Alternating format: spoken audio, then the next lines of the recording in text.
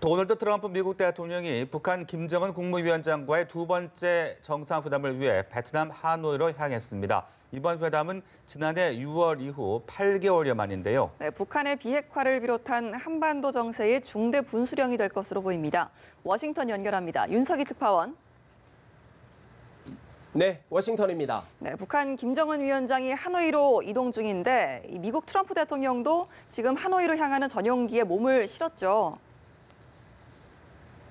네, 그렇습니다. 도널드 트럼프 대통령은 2차 북미 정상회담을 위해 이곳 현지 시간으로 25일 베트남 하노이로 향했습니다.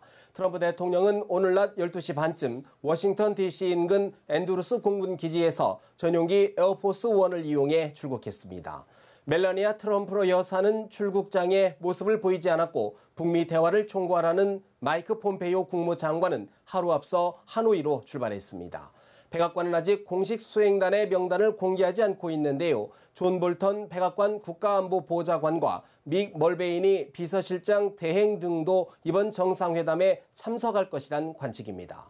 트럼프 대통령의 장녀이자 백악관의 실세인 이방카 트럼프 고문도 동행했을 것으로 보이는데요. 이번 방문에서 김정은 위원장의 동생인 김여정 제1부부장과 별도로 대면하는 기회가 있을지 주목됩니다.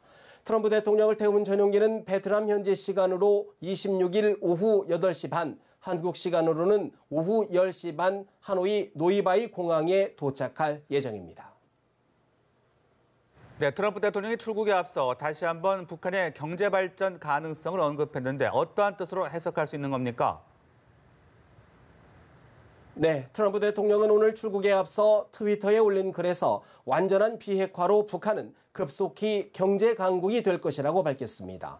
그렇지 않으면 달라지는 것은 없을 것이라며 김 위원장이 현명한 결정을 내릴 것이라고 강조했습니다. 트럼프 대통령은 2차 북미 정상회담을 앞두고 이미 여러 자리에서 북한의 경제적 발전 가능성을 거듭 강조해 왔는데요.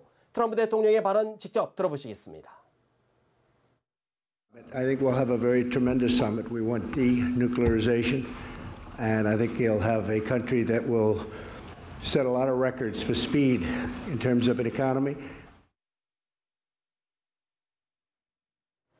김 위원장이 비핵화 조치에 나설 경우 경제적 보상이 뒤따를 것이라는 점을 부각하면서 동시에 과감한 결단을 압박하겠다는 뜻으로 해석이 되는데요. 트럼프 대통령은 이번 회담이 마지막 만남이라고 생각지 않는다며 협상 결과가 기대에 미치지 못할 가능성에도 대비하고 있습니다.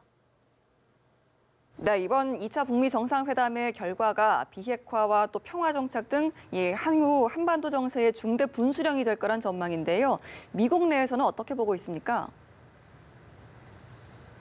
네, 지난해 6월 싱가포르에 이어 8개월 만에 다시 만나는 북미 두 정상이 그동안 지지부진했던 비핵화의 물꼬를 틀 수 있을지에 대해서는 사실 기대와 우려가 엇갈리고 있는데요. 트럼프 대통령은 김 위원장과 매우 좋은 관계를 유지하고 있다며 일단 연일 낙관론을 펴고 있습니다. 오늘 출국에 앞서 미국 주지사들과 만난 자리에서는 김 위원장이 아무에게도 하지 않은 이야기를 나눴다며 비핵화 협상에 대한 기대를 키웠습니다. 트럼프 대통령의 발언 다시 한번 들어보시겠습니다.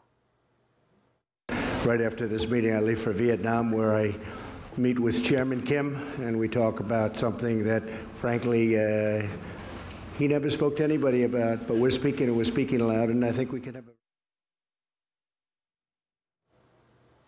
하지만 미국 언론들이 이번 회담을 고위험 고수익 도박이라고 부를 만큼 회담의 성과를 섣불리 예측하기는 어렵다는 평가입니다. 만약 트럼프 대통령이 기대를 웃도는 합의를 이뤄낸다면 미국 내 회의론을 불식시키는 것은 물론 역대 정권에서 이루지 못한 외교적 업적을 2020년 재집권의 발판으로 삼을 것으로 보입니다. 지난해 11월 중간선거와 연방정부 셧다운 사태의 패배, 러시아 스캔들 의혹 등 곤경에 몰린 정치적 국면에서 탈출하는 계기도 될 것이라는 관측입니다. 반대로 두 번의 만남에도 불구하고 알맹이가 없는 회담이라는 평가가 우위를 이룬다면 트럼프 대통령의 정치적 위기는 더욱 가중될 수밖에 없다는 전망이 지배적입니다. 지금까지 워싱턴에서 전해드렸습니다.